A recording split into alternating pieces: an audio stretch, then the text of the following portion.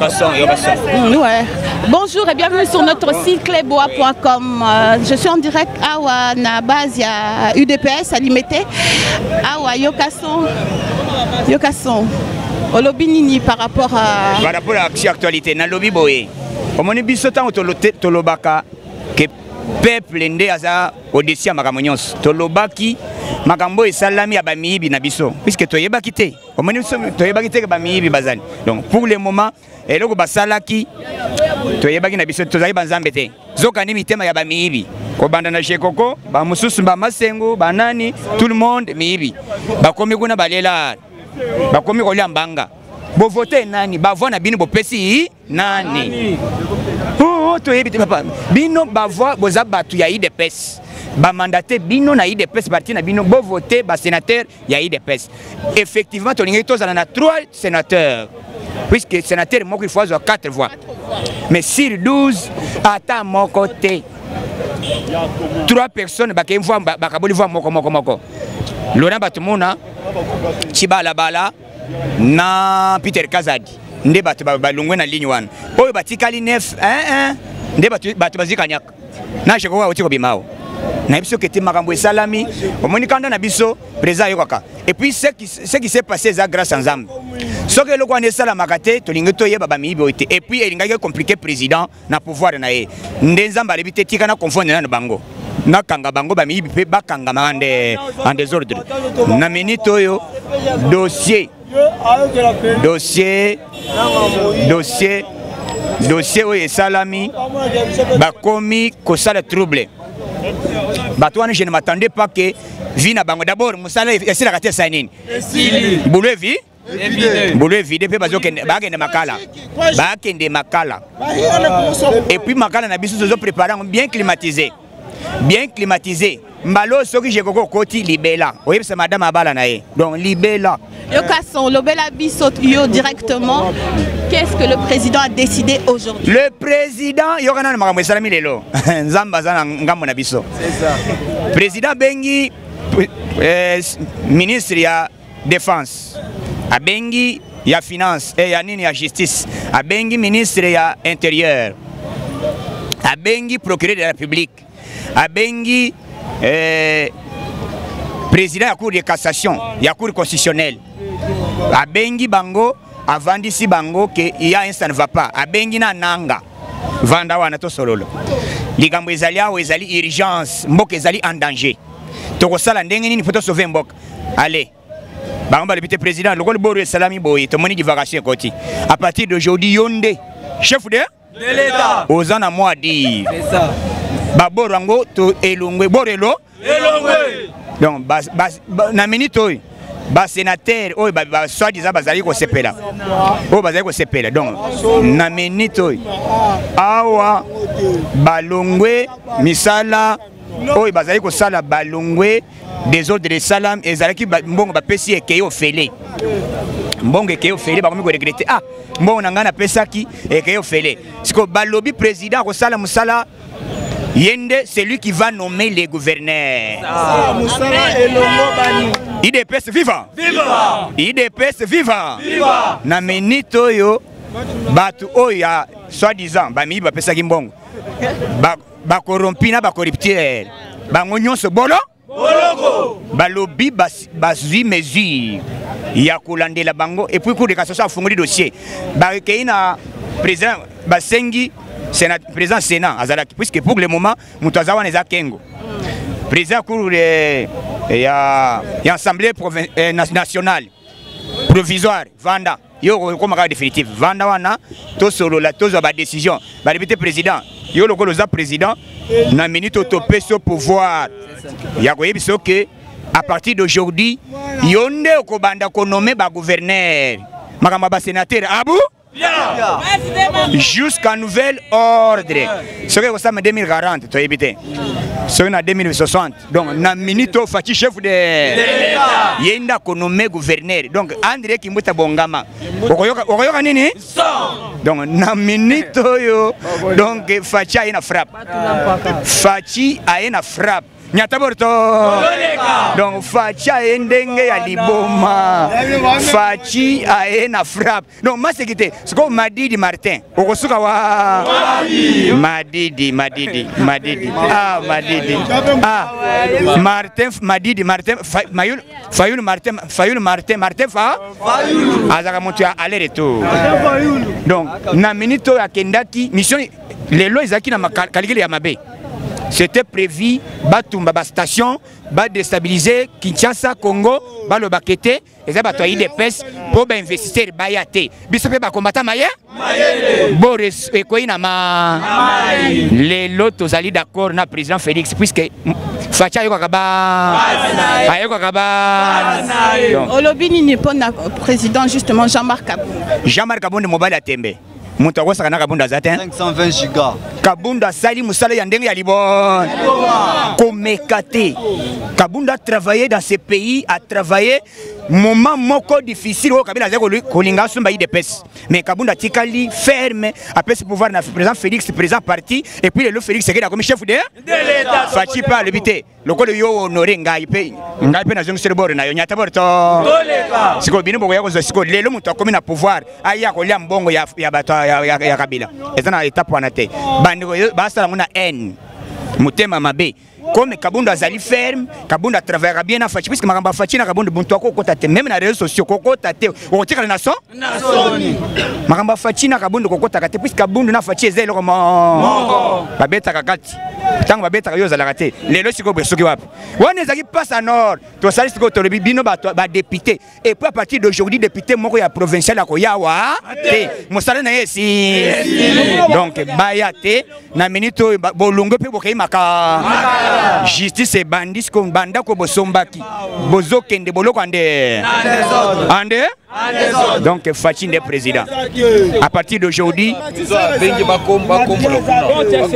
kasi on a lobby bazo sala makala en climatisation et dans la société moko ezo bongisa makala na climatiser donc ba bongisa bien so koti kuna o lapi na yo OK libère. Donc je suis là pour travailler pour les Congolais nyos. Nazali Abino, Congolais nyos. Exemple à Congolais. Pour Congolais aller bien. Pour Congolais azwa musala. Il faut y des pèses à banda musala. Il faut y des pèses à soutenir action nyos à chef de l'État. Voilà maintenant les lobas. Et donc to sali bino bozaye ko mona mabe. Mais le botimbuma. Batu nyos ya mi binyos to chango bango au périmètre c'est l'hilaire. Donc Fachi de président.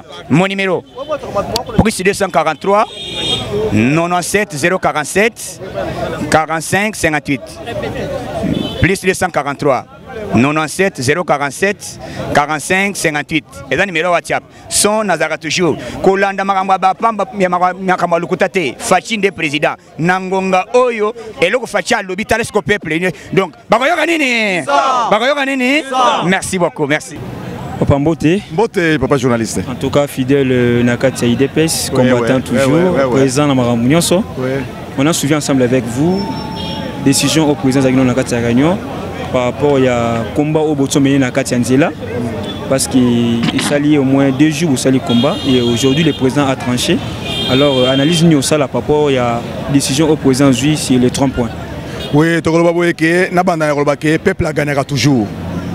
Bachaka temena peuple gagnera toujours. Base de base. On va comprendre hein. Base à CPLI le long bazozana sengo ya décision wana.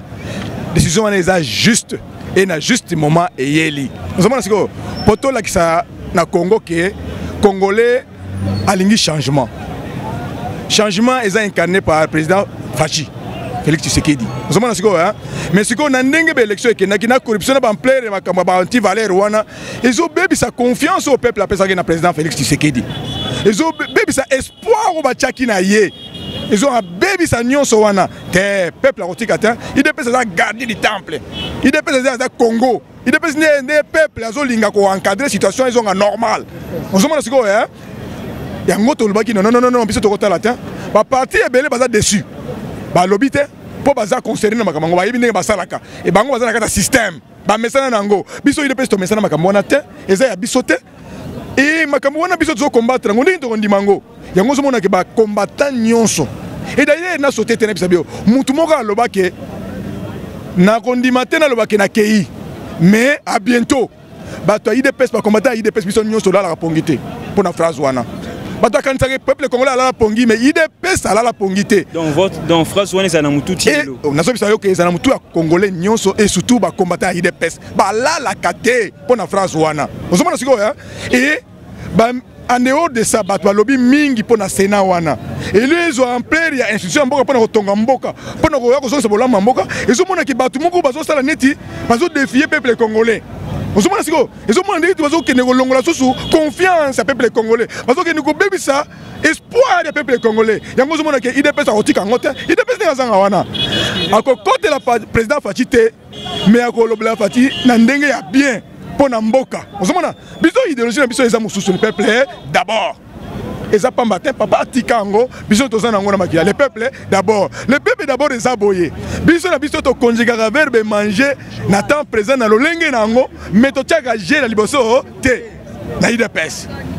Président Fatia azawana akotika au conjuguer verbe manger te que je mange non. Akobana tu manges, il mange, elle mange, après nous mangeons. Nasuka Gotia, je mange. Mais les députés provinciaux de l'IDPS, ils ont prouvé que non, Bazaki Nabango, les peuples d'abord, mais les ventres d'abord.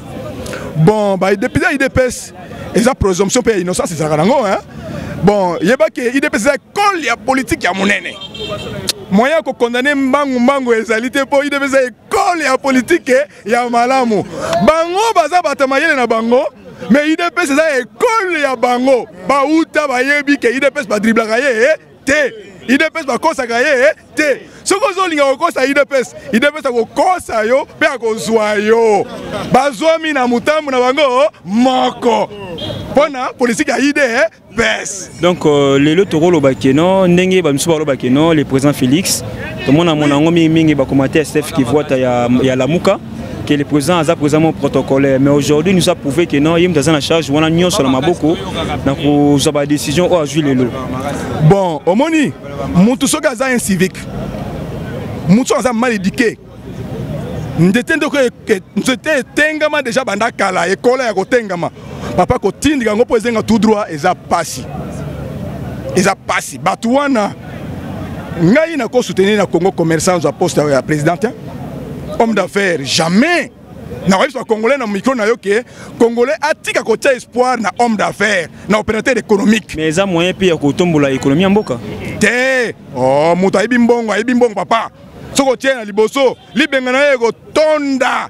Akotala bana Congo te. Biso to linga muto ya za soldat te. Aza policier te. Azane commerçant, homme d'affaires, opérateur comité, toché liboso. Ba figure wana ese ba finir ba ayiba da commerce. Au prix de vente, prix d'achat, bénéfice, ayibi yangote. Président Fatia ayibi yangote. Vous comprenez ce que c'est? Bana Congo to tia confiance na ye, muto ayibi prix de vente te, au bénéfice à quelqu'un ndenge rien. Ya ayibi na mutu na ye le peuple d'abord. Vous comprenez ce que papa, muto il va voter na peuple congolais. Cour constitutionnelle pour publier résultat na CENI. Cour constitutionnelle a confirmé. Abimisi arène aye papa il faut zana buzo moko boya ko sakanate OK nous tambola mboka mobimba bakuzo mona yo ridicule congolais za mayele to za député bana mayele nous bana ko lekana sima ya cour constitutionnelle qui ngamo nazwa ki wapi ozo mona siko ngana za démographe expert démographe ozo comprendre na vérité na za pe juriste ozo mona na ma philosophie pe za na kati na ma biloko moko za na kati so sebele ndezo mona ngawa na za na IDPS na za pe muto bandundu naza mongala te naza kuna te naza muto bandundu na IDPS naza cadre ya IDPS muto ko kosa boninga te ozo mona siko ya na biso na démographie c'est là na lo mo très important na biso na démographie nga naza mama mukolo statistique nga yoyo naza bisabino mama na statistique nga yoyo biso benga ngo ba règle ya inférence ozo mona na kati ba règle ya inférence okoko généraliser tes résultats ya place moko otambo sango mokili mobima te azwa ki bien quelque part oui. Mais à cause de l'inférence, hein? Attends, sango mokilomberino partout na RDC nga mona zwakité. Ce qui est ça bongo, na lukunga sa candidat député. Abimaki mayo jaune te. Ozomana siko. Mais ndenge na kosa la revendication na cour constitutionnelle pona abimaki mayo jaune te na lukunga. Un certain journaliste a l'équipe na ba voix. Mais azoke ni ko chamu sa pikona te ba te machine ya IDPS papa. Donc, on a beaucoup c'est IDPS, vous êtes content de la décision au président Jules Lelo. Papa n'a pas dit que et ça décision pour la IDPS. Et ça, il y a Bissonus dans Congo. Et ça, justice. Et le président a condamné que la justice soit justice et fout à caca. Tôt ou tard, kende. Justice et fout à yé, caca. Et qu'on fout à yé. D'accord, merci papa. Ok. Bonjour David Kalonji. Bonjour maman. Le Bénin n'a pas de décision, l'élo, l'élection sénatoriale les a suspendus. Et ça, sentiment est singo. Parce que tout le monde qui était battu à Kabila, commis déjà dans mécanisme vis-à-vis de le président Fachi. Je crois bien que nos démarches au Banda qui ont depuis vendredi. Pour tout le monde qui est basé dans le mécanisme B, wana nde omoni base telemele ko ici yango. C'est-à-dire to lutter contre le mécanisme B ozalaki sima ya ba élection wana. Parce que koki jamais condiment. Parti mune logo la IDPS et bundi plus de 35 ans, les autres ont pouvoir ba lit ba objectif ya moko tando lutter que totel mais la corruption et ya suko e bandana no pas na biso moko eza impossible inacceptable que no ba député biso to votaki ba pesi biso eloko moko te to voter bango fele to la linzala to beteli mbula ba sengi biso confiance to zo tambola na ba papier to zo convaincre ba électeur et te babima mais à notre grande surprise ba décevoir biso ne to lexaki bango te biso nde to pesaki bango mandat wana ne biso be to sani ni to retirer yango okoki kondima mboka moko sérieux et ete batu mususu akebima ye moko sénateur moi si na ye sénateur moi na ye sénateur et c'est impossible donc au moins que batona bazaki na mécanisme B on ende biso to sani ni to mettre en échec pona yo ba député nini kombo nini ya l'UDPS basali mabe baza corrompu. Bon biso awa nga politique na sala na tanga ba komba batuté. Je pense bazali belé na koki ko tanga ba kombo na bango te za na sala bango publicité. Ba mongo moko ba yebi banani bazaki ba député provinciaux ya IDPS. To vota ki bango. Mais oh basali eza inacceptable parce que balakisi était bazaki na bolingo mboka te bazaki na bolingo peuple congolais te bazana posa ba intérêt na bango mais yango nde biso to telemaki pour te mettre en échec na yango na makalisi mabe ozaki sima bato FCC maintenant bo sepeli oh eza esengo makasi nde nazo profiter ko senga ete bana mboka to telema to kwa isi lelo makambu ya Sénat mais tozo lingete boye bake institution mboka na biso evandi na ville province ki Kinshasa tozo lingete na ba élection ba gouverneur okobima province ya Kinshasa auta wapi IDPS gouverneur okobima na ville province ya Kinshasa auta na IDPS ou rien azala mutu moko az intègre okoya na posa ete webi mama na bisolo komoko soko tali majorité toza ba jeune lelo combien de jeunes pour zombongo il faut beta Paris foot il faut beta winner il faut tonga il faut teka mai il faut azala mutakabine mais soko kutaza licence za gradué aza docteur quelque part mais c'est inacceptable yango moni publicité nyonso président Facha Zoleka bazo bise Félix papa lobaki le peuple d'abord quand les enquêtes Kabila soga abandoleka mingi rais mais pas président Facha le peuple d'abord. Yango tozo sengete système ya ko voter ba gouverneur ba modifier loi mboka na biso président ye moko aza capable ya nommer ba gouverneur aza capable ya nommer ba bourgmestre makamba vote ndezo bebisa mboka na biso et puis eloko mususu na administration ya IDPS s'il vous plaît oh mbomoni keno mutu moko boye ba bengana wapi azana ndumba na impudicité politique ayeka mbala moko na komi mutu ya IDPS lobi kuna apesi biso mu Congo avec président Fati to kolinga ba pratique wana lisusu te et puis eloko mususu salinga pasi il faut na lobango ça m'engage que moi na sepela ki te na déclaration Jama Kabuna Top Congo pour na kolobete asengi pardon na bato PPRD maman na boyi yango na ndimi yango te. Combien de personnes batumba na siège na biso awa mokoloni ni Lambert Menda sale kapole kolobete to sengi de pesa pardon et ça na façon babana osanini babana ko sala et puis koloba n'importe quoi et lo kwa nga na za d'accord nango te et puis ya bango te na bokonza président Fati soko défier Fati au défier peuple au défier Fati au défier peuple au défier IDPS au défier base o yena makanisa be to na nzela na yo merci maman on est en train de soutenir le président Chitunga. C'est l'un parmi nous. Oyobiso population, peuple ozomona jeune obatiawa, bazotiela emisu. Donc, ce qu'on monite bimisi le lomolobeli à peuple, parce que biso betoza, moi ba jeune o tozo na moi innovation, tozo koma tozo lo bakaka pambate, toza ba recherche na ba analyste politique o tozo tia ba article ya sikana kati ya terrain. Ba sala ki organisation na bango kaka. Po bango nde na bana na basi na banani va se retrouver. Mais lelo président a une idéologie moko. Bino nyonso na kati ata 100 francs 100 francs bogolia mais population a reçoit 1000 francs 1000 francs. Talana de décret à likamboula sezokende. Ba dissoudre parlement pour la toute première fois en RDC. Ça ne s'est jamais fait. À suspendre en kaka pour la toute première fois. À suspendre en est-ce que boko monango za honneur te. Et lora boepena boko lobake tozana vision moko. Oh nyonso nazo annoncer en lelo. Population baza présent. Baeba ke kalamingi te. Bako effacer combat ya président ya République moko ex-président de la République moko na kati ya RDC. Et rozala pour la toute première fois na monde na les salamate. Tokotika la le na 5 présidents, tokotika la na bango 4. Tokolongola moko parce qu'il a détruit le Congo. OK, merci Ming papa. Ya solo bande obalandi ya to développer le comme en tout cas bolani na biso esenga ou esabungi pa combattant par rapport à la décision où le président de la République a eu bon 3 décisions pour nous rappeler bino il y a les bosso ça qui non à suspendre ba résistance il y a Sénat et puis abi que non ba ozala nous ba ofana na mté batala na maramlezo kende. Deuxièmement ils a que non élection ba gouverneur et ba province nyonso et ko salema à une date ultérieure. Donc toujours pour nous Hollande la makamozo les na c'est. Troisièmement ils a ba député nyonso oh bah qui corrompu n'a pas corrupté bah la poursuivi la justice. Ce sont là les 3 points essentiels. Il y a réunion chef de l'État n'a bateau 500 qui prend la décision Mboka. Les combattants, soit les militants, les peuples congolais bazar ravis. Pourquoi? Parce que les présidents déjà annoncé qu'ils ont déjà un mandat pour lutter contre la corruption. Il y a un gros abonné qui frappé. En tout cas restez branchés. Si votre chaîne www.club.com, votre chaîne d'actualité toujours en temps et en contre-temps. Merci beaucoup à Francis Walla à la caméra. Merci à mon boss de la nation. Merci aussi à la grande dame Pichu Mangaya, Herman Amporio. Merci à tous nos abonnés. Abonnez-vous, abonnez-vous, abonnez-vous et restez branchés. Bye, à la prochaine.